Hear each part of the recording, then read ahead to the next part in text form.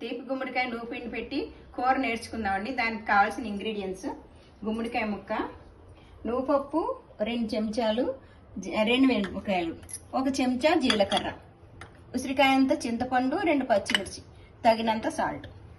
పచ్చిమిర్చి ఇలా చీల్చుకోవాలండి. 2 మిరపకాయ ముక్కలు, కరివేపాకు, నువ్వు పప్పు, మిరపకాయలు, జీలకర్ర మిక్సీ చేసుకోవాలండి. చింతపండు గుజ్జు తీసింది, 3 చెంచాలు బెల్లం, ఇంగువ.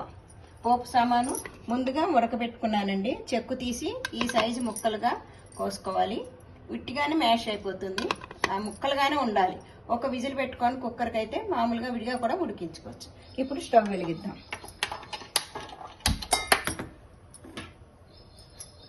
5 స్పూన్లు నూనె వేసుకుందామండి.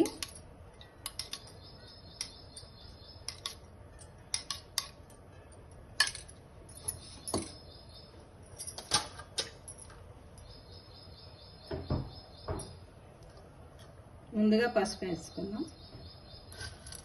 జీలకర్ర 1 స్పూను, 1 స్పూన్ 2 స్పూన్లు మినపప్పు,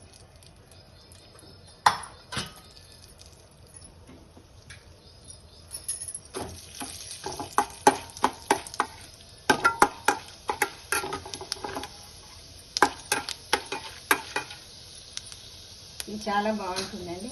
ఇది కొంచెం ఆవాలు వేసుకోవాలి, 1 స్పూను, జీలకర్ర,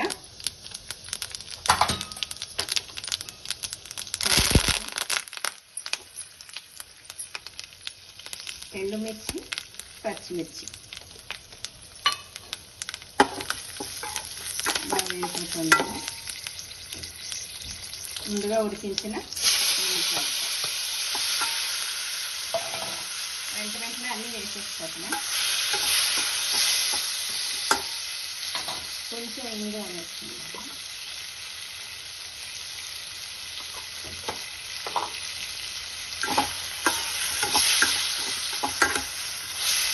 ఇప్పుడు చింతపండు పులుసండి.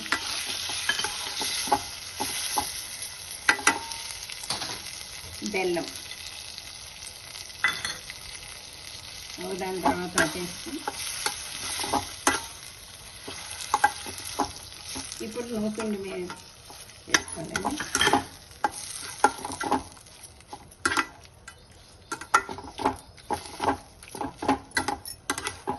బాగా ఉడికించేసుకుంటే ఇట్లా మెత్తగా అయిపోతుంది. కొంచెం కుక్కర్లో పెట్టాను మాలంగా అయిపోయింది. కొంచెం విడిగా ఉడికించుకోవచ్చు. ఇది చపాతీల్లోకి, అన్నంలోకి చాలా బాగుంటుంది. గుమ్మడికాయ అయిపోయిందండి.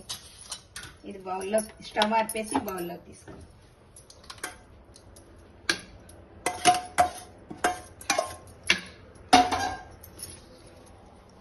పైనుంచి కరివేపాకుతో గార్నిష్ చేసుకో.